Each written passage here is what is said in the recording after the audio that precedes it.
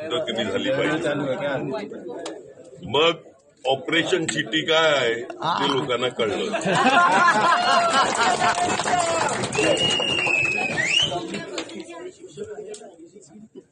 अजू पाटील बहुजन विकास आघाडीचे धडाडीचे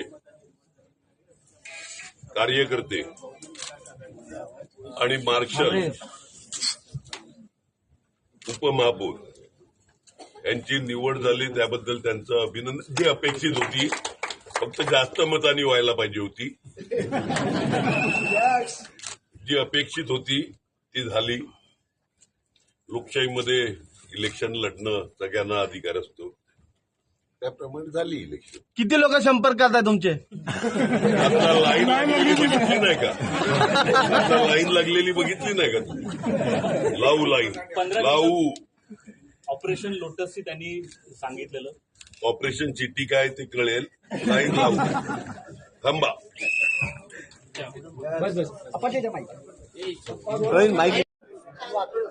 येथील जनतेचं लोकनेते हितेंद्र ठाकूर यांच्यावरील प्रेम हे या विजयाचं रहस्य आहे.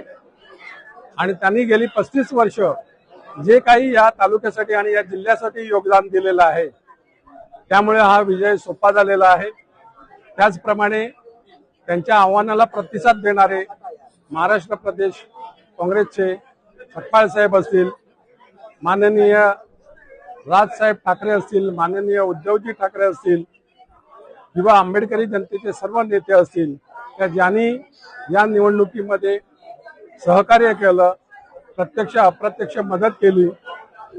त्याचप्रमाणे स्वर्गीय अजितदादा यांनी विजयानंतर लोकनेते हितेंद्र ठाकूर यांना फोन करून आभार तर मानलेच होते, त्यांनी अभिनंदन देखील केलं होतं, परंतु कुठचाही निधी कमी पडणार नाही याची देखील ग्वाही दिलेली. त्याचप्रमाणे आपले दुसरे उपमुख्यमंत्री माननीय एकनाथजी शिंदे साहेब यांनी देखील अभिनंदन करताना लोकनेते हितेंद्र ठाकूर यांना सांगितलेलं का कुठचाही निधी तुम्हाला कमी पडणार नाही, सहकार्य लाभेल.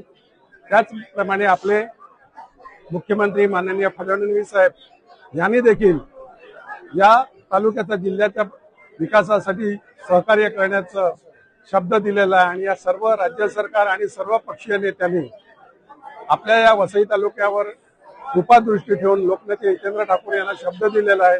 गेली 35 वर्ष त्यांचं असलेलं अन्य पक्षाशी सहकार्य आणि उदार मत, कुठच्याही आमिषाला बळी न पडता सर्वांना, त्या सर्व पक्षीय लोकांना, सर्व सरकारांना ते आजपर्यंत मदत करत आलेली आहे. त्यामुळे त्याचंच 35 वर्षातलं हे फळ आहे.